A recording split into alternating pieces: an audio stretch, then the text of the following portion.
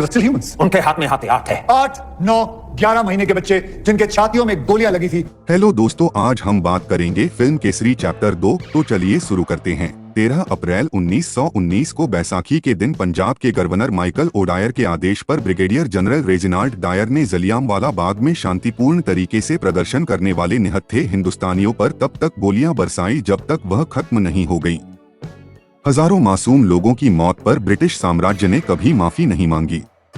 बीते दिनों सोनी लिव पर release web series the waking of a nation में इस नरसंहार के पीछे की साजिशों को दर्शाया गया था। इस नरसंहार के 21 साल बाद माइकल ओडायर को सरदार उधम सिंह ने मारकर देश को गुलाम बनाने वाले अंग्रेजों की नींद उड़ा दी थी।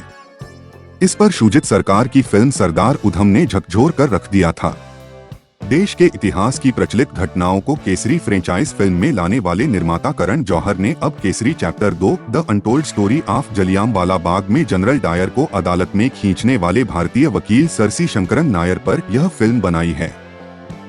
बेहद संवेदनशील मुद्दे पर बनी इस फिल्म में संवेदनाएं कहीं दब गई हैं। कहानी का आरंभ जलियांवाला बाग से होता है, जहां हजारों की संख्या में लोग एकत्र हो रहे होते हैं। फिर जनरल डायर साइमन पेस्लेडे आकर उन पर गोलियां चलवाता है।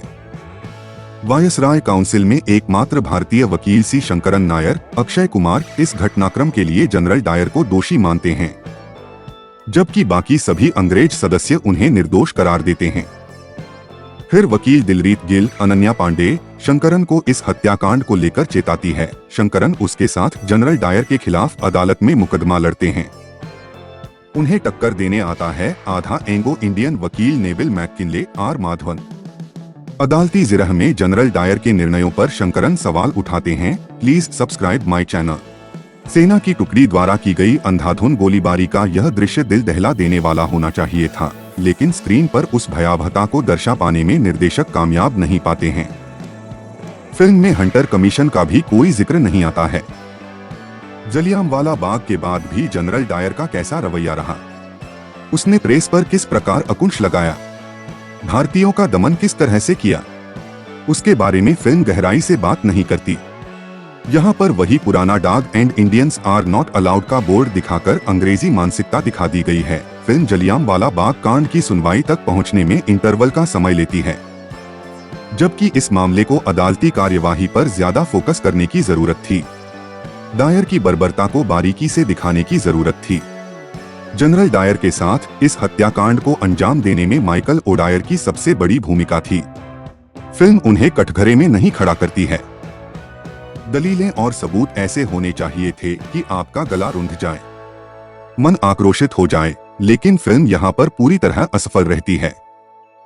इस संवेदनशील मुद्दे की स्क्रिप्ट पर और गहराई से काम करने की जरूरत थी, ताकि अंग्रेजों को 106 साल बाद ही सही उनकी गलती का एहसास करा पाती। इस मामले में यह फिल्म शुजित सरकार की सरदार उधम से काफी पीछे लगती है। सबसे अहम बात, शंकरन दक्षिण भारतीय थे। ऐसे में अक्षय कुमार को विशुद्ध रूप से हिंदी में बोलते देखना भी अटपटा लगता है। पूरी फिल्म में बस एक जगह उनका संवाद मलयालम में है। अगर उनकी जगह कोई साउथ इंडियन कलाकार होता जिसके उच्चारण में दक्षिण भारतीय लहजा होने के साथ बीच बीच तमिल बोलता, तो फिल्म का पूरा फ्लेवर मिलता। ऐसा नहीं है कि अक्षय ने फिल्म में गंभीरता लाने के लिए अपना योगदान नहीं दिया है, लेकिन केसरी चैप्टर 2 की समस्या यह है कि नायक की भाषाई और व्यवहार संबंधी विशेषताओं के साथ बहुत अधिक लापरवाह है। Please subscribe my channel. General Dyer की पैरवी करने वाले वकील की भूमिका में आर माधवन के हिस्से में चंद दमदार दृश्य हैं।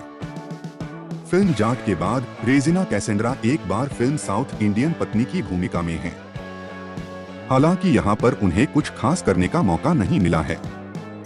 माइकल ओडायर की भूमिका में मार्क बेनिंगटन हैं। उनके पात्र को समुचित तरीके से गढ़ा नहीं गया है। जनरल डायर की भूमिका में सिमोन पेस्लेडे हैं। वह अपनी भूमिका में डायर की भारतीयों के प्रति घृणा को बखूबी चित्रित करते हैं। जज मैकार्डी बने स्टीवन हार्टले भी भूमिका साथ न्याय करते हैं। यह फिल्म रघु पलात और पुष्पा पलात द्वारा लिखी किताब the case that shook the empire पर आधारित है। किताब पढ़ते हुए कई बार आपके रोंगटे खड़े हो जाएंगे, लेकिन फिल्म देखते हुए आप कहीं से भी शुक हिलाकर रख देना नहीं होते। Thank you for watch this video. Please subscribe my channel.